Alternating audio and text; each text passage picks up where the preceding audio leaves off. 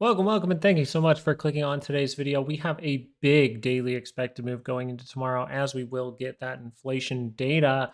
And we did notice that we were right to talk about expiration and we were kind of looking for the excuse, but that excuse, is it overall risky for the market right now? The answer would have to be yes in this position, but we're going to do our homework in here because we were prepared for this move a day or two in advance. We were looking for that 2 hour to potentially cross down because of the way volatility was shaping up. And volatility, the VIX was up by more than 10%, which means we have an 85% chance for a green day in the market in the next two trading sessions. So we're going to get right into it. I have to do things a little quickly, but I'm going to try to make it pretty precise, or at least give out as helpful information as I can, even though my time is rather limited. So right away, we see that 2 hour crosses down. Do you notice why we don't mess around with these kinds of things? Why the 30-minute not being able to confirm? Why I like the MACD, even though it is lagging and I'm looking for those 2 hour moves? I use the 30-minute chart for those confirmations, and we never got the confirmation back into positive territory. Instead, we kind of fail with a rejection here, almost like a rejection lower high for the 30-minute chart. So if this market really wants to get back to bullish, you can make divergences, but if you don't like those, then the market has to take back this level and then get some kind of pullback. That would be the overall answer here.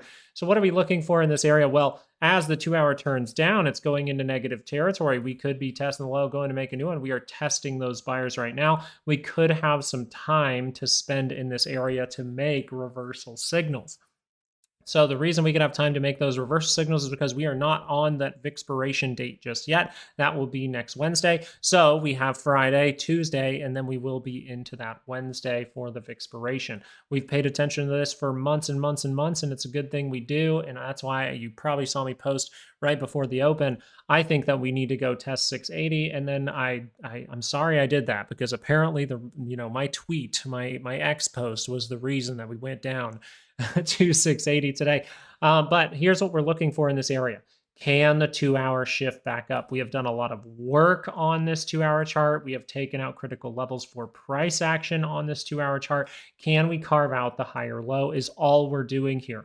If the 2 hour is able to cross up, then we can test the high and start to go make a new one. And I think that that's where we could experience some kind of breakout. Is it in a position right now where it is saying that that is highly probable? No, we are turned down right now. We don't want to act like the bullish move is coming before the bullish move is actually there. And we have a big move priced in for tomorrow. We have 690.77 to the upside, 671.77 to the downside. What are we looking for in this area if this 2 hour is going to be able to curl up? Well, we have to do our homework. We have to use our skills on the 30-minute chart. The 30-minute chart here, we could get a reaction and we can spend some time down here into expiration. We can see if this is going to be good news from CPI, bad news from CPI. But the key thing here is just, do I see a divergence? Do I see a higher low? Do I see a higher low come in for the 30-minute? Do I see some kind of divergence form here for the 30-minute? And that will tell me that the 2 hour is highly probable to turn up. If we take into consideration our MACD, look how deep that has gone. If you notice down at these levels, what had to happen in order for us to bounce? The RSI at least had to give us that divergence point. One failure right here to make the second one. Not the best looking divergence in the world down there, but that's what we needed to turn up the 2 hour chart. That's why we were overall suggesting that a stock market crash was low probability right here, was because if this confirms, then everyone's just completely getting the momentum wrong here. So now we're going to do the same thing right over in this area. And I think the Qs will be very, very good to watch. If the 30-minute's able to make reversal signals here, be ready to react. The Qs here are going to be even more important, because your daily expected moves for the Qs, 612.06 and 589.22, really close to what? The monthly expected move. What if we go tag that and make some reversal signals down there? We'll have to see. As of right now, the 2 hour chart is curling down. What are we looking for here from the 2 hour chart? If the 2 hour chart is crossing down right here, we suggested watching, because that is very likely to test the low, go make a new one. So I appreciate that people were able to capitalize on this move during the live show. A lot of people mentioning that, and we talked about a few other topics as well. But for the most part, the Qs are going to be a great way to see, is there some kind of trap? If we, however we get there, if we want to get down to these type of levels by that Wednesday, and then we actually curl back to the upside and have a divergence intact here, that would suggest that we have a reversal signal for the daily chart to be able to curl up. Make sure to understand that the divergence is not confirmed until you see that fully confirmed in my book on the MACD. If it even shapes up there, we'll have to see what happens with CPI. But we're doing the same thing for the Qs that we're doing for the SPY. Is the selling done in this move, or are we going to see more? We'll have to see, but I think we're going to spend some time in this area, and that's why we want to be very risk averse at this time. That's what I'm doing myself. So if everything shapes up here, we can see a trap build up. We are right to point out the fact that Vixpiration, we took too much time in this area. So Vixpiration was coming around. So we have to be prepared for that volatility push before or after. And the signals from volatility suggested we would get a move like this today. So we were correctly paying attention to before Vixpiration this time. So hats off to you if you are doing your analysis on volatility. We will go over that in a moment after we get through IWM. IWM, we do have the daily expected moves over here. We do see 264.60 to the upside. We have 254.52 to the downside. If the 2-hour continues in the downward direction, this would not be a good sign for IWM. I think watching IWM, even if you're not going to trade it, is a good thing here because the 2-hour was so positive, but now it's dipping into that risky negative territory. So we have to do that homework on the 30-minute, just like we're doing for the SPY and the Qs.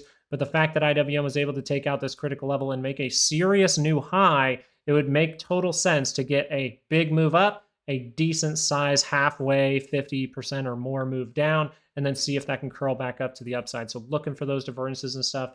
Big expected move here for IWM. So what are we going to see in this area? And can we hang out in here a lot? Yes, we can. We can hang out in here for a decent amount of time. The level you want to take back to get back on the bull is going to be this level right here. We would like to see a reversal in the form of a higher low or in the form of some kind of divergence down here at these lower levels, most likely taking us potentially into that Vixpiration, and make sure we have confirmations. This is where being patient just for a little bit, right? Waiting for the actual confirmation will really help out because if you don't wait for that confirmation, you can run into what probably a lot of people ran into today. The 30-minute not able to fully confirm to the upside, the 30-minute not able to confirm on the MACD, even though it did on the RSI, it did very sluggishly with the bars on the chart, the price action, but never did on the MACD, and that's kind of a big deal. So I put a lot of weight in that confirmation. The reason I can do that on the 30-minute, even though it's the lagging indicator, is because I'm taking 2-hour plays, right? I'm taking 2-hour plays, but I'm using the 30-minute confirmations to get me in early on, when the probabilities are there. Let's go over into volatility. Why were we paying attention, and why were we saying there's serious risk of volatility coming in? This doesn't have to stop, guys. This can be bad if it wants to. You have a 2-hour divergence on your MACD. You have 2-hour divergence on your RSI down there at the same time. That says we could get a daily move from volatility. That's pretty serious. Now, my thesis is not to buy volatility here because the contracts are pretty expensive. It's kind of interesting that the contracts are pretty expensive, but they are at elevated levels. I understand. But the other part to that is it's not in my thesis right now. I really don't think this market will tear down. I'm willing to be wrong. That's why I'm not willing to risk any money to the upside just yet. The market's in a risky looking spot as of right now. The 2-hour chart is curled up and going positive. So there's one thing that we can do here. Either we roll this move and start to make those new lows, right? Or we are going to potentially even see 2 waves from volatility for a bit of time. So we don't have to stop the selling or make a bottom exactly on the date of expiration. It can lean into that OPEX as well. So we'll be watching this, but a serious move above this and a serious move into positive territory means we would most likely need to make new lower highs, new divergences to say that this daily chart is going to cross back down. But it's great that we are aware of expiration. Notice there is already some excuses coming out. If we see further selling off at this point, you will see the excuses be CPI, and then it will completely be forgotten. Notice these Vixpiration moments that we've covered every single month. Notice the big reason in the crash scenario reason that they're giving out the data, the this, the that, the Trump, the this, the that. Notice it all goes away just a couple days later once we bottom out and start to head to the upside, and everything's forgotten. None of those reasons that we were going to crash become reasons that we're crashing still. They go away, and that's a big thing. With markets, you are prone to be in the, if you're choosing to be a trader, you're pretty much going to be a part of every single psyop. Every like 1 to 2 weeks, you will see some kind of market psyop in some way, where it's very important at the time, but then once things reverse around, it's just a forgotten story.